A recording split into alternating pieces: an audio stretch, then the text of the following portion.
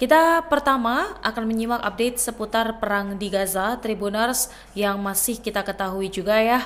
Meski gencatan senjata sudah disepakati, namun beragam kendala masih terjadi terkait perdamaian ini. Perdana Menteri Israel Benyamin Netanyahu menegaskan bahwa Israel dapat melancarkan serangan kapan saja di zona keamanan yang dikuasai pasukan pertahanan Israel atau IDF di Suriah Selatan. Pernyataan ini disampaikan oleh Netanyahu ketika melakukan kunjungan lapangan di zona penyangga Suriah yang direbut oleh Israel pada Rabu 19 November 2025. Jadi dalam hal ini Netanyahu tidak datang sendirian. Dalam kunjungannya, ia turut didampingi sejumlah pejabat inti keamanan Israel, termasuk Menteri Pertahanan, kemudian Menteri Luar Negeri, Kepala Staf IDF, Direktur Shin Bet David Zini, serta Duta Besar Israel untuk Amerika Serikat, Yeshiel Letter. Kehadiran tokoh-tokoh strategis ini menunjukkan bahwa kunjungan ini bukan sekadar inspeksi rutin, melainkan langkah politik dan militer yang syarat pesan. Selama berada di zona operasi, Netanyahu bertemu langsung dengan para prajurit reguler dan cadangan yang bertugas. Ia terlihat berdialog dengan mereka, kemudian menerima laporan situasi terkini, serta memberikan apresiasi atas tugas pengamanan perbatasan yang mereka lakukan. Menurut pernyataan resmi kantor Perdana Menteri, Netanyahu ingin memastikan bahwa kemampuan bertahan dan juga kemampuan ofensif Israel di perbatasan utara ini tetap dalam kondisi optimal, mengingat kunjungan dinilai sebagai langkah signifikan karena zona penyangga di perbatasan Suriah Israel ini merupakan area strategis yang selama bertahun-tahun menjadi garis depan keamanan Israel. Jadi zona itu awalnya terbentuk seusai perjanjian 1974 pasca Perang Yom Kippur dengan status tetap menjadi bagian dari Suriah. Namun ketika perang sipil Suriah pecah, wilayah ini menjadi tidak terkontrol Tribuners dan banyak kelompok bersenjata termasuk milisi pro-Iran bergerak mendekati perbatasan Israel. Nah, ketika rezim Assad ini jatuh pada akhir 2024, kekosongan kekuasaan membuat Israel bergerak cepat untuk mengambil alih zona ini untuk mencegah Iran dan Hizbullah menguasai area strategis tersebut. Nah, sejak saat itulah Israel menganggap wilayah ini penting sebagai sabuk pertahanan menuju dataran tinggi Golan. Netanyahu bahkan menegaskan bahwa pihaknya tidak akan menarik pasukan meski wilayah ini secara internasional diakui sebagai bagian dari Suriah. Nah, merespons kunjungan militer yang dilakukan oleh Netanyahu, Kementerian Luar Negeri Suriah mengutuk keras kehadiran pemimpin Zionis itu di zona penyangga Suriah Selatan. Ia bahkan menyebutnya sebagai tindakan ilegal yang melanggar kedaulatan nasional dan resolusi Dewan Keamanan PBB.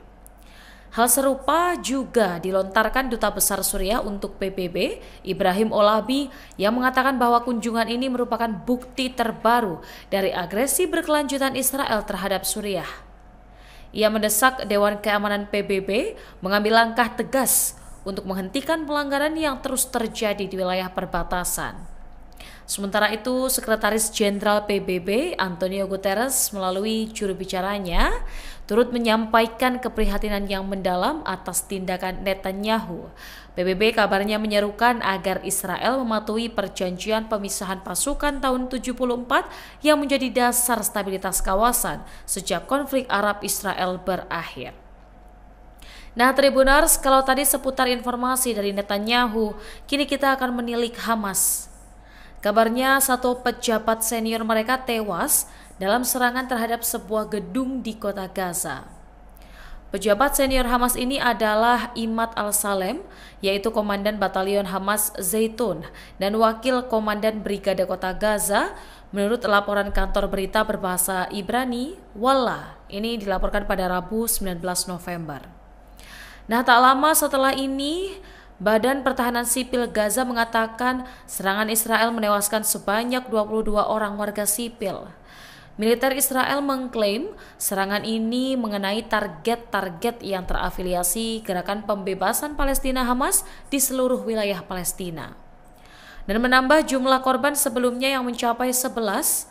Juru bicara badan tersebut mengatakan 12 orang tewas di utara jalur Gaza di wilayah kota Gaza. Militer Israel mengklaim serangan di Gaza Selatan dilakukan sebagai respons terhadap pejuang Hamas yang diduga melepaskan tembakan ke arah wilayah tempat pasukan Israel beroperasi di Khan Yunis. Hal ini menunjukkan masih betapa rapuhnya kondisi kesepakatan perdamaian antara Israel dan Palestina di jalur Gaza. Kalau dari sisi Indonesia, kira-kira ada respons terbaru nggak ya, Tribuners? Nah, memang diinformasikan terbaru, anggota Komisi 1 DPR RI fraksi PAN, Farah Putri Nahlia menegaskan rencana pemerintah Indonesia mengirimkan 20.000 personel TNI untuk misi kemanusiaan di jalur Gaza. Dan hal ini kabarnya merupakan bukti konkret kontribusi Indonesia terhadap upaya perdamaian global. Farah menilai langkah ini menunjukkan sikap proaktif Indonesia dalam menjawab situasi kemanusiaan yang semakin mendesak di wilayah ini. Farah menyampaikan apresiasi atas pendekatan pemerintah yang mengedepankan pasukan dengan keahlian khusus. Menurutnya, keputusan memprioritaskan tenaga kesehatan dan satuan ZENI ini memperlihatkan bahwa misi sepenuhnya diarahkan untuk penanganan korban sipil serta pemulihan pasca konflik. Kemudian rencana ini memiliki pijakan hukum yang jelas dalam UU nomor 34 tahun 2004 tentang TNI, terutama terkait operasi militer selain perang yang mengamanatkan partisipasi TNI dalam misi perdamaian internasional. Namun juga Tribuners, Farah mengingatkan bahwa pengerahan pasukan ini harus berada di bawah mandat PBB guna memastikan legitimasi internasional serta keamanan personel di lapangan. Dia juga menilai rencana kontingensi yang matang ini menjadi hal yang wajib mengingat kondisi Gaza yang masih berstatus zona konflik aktif.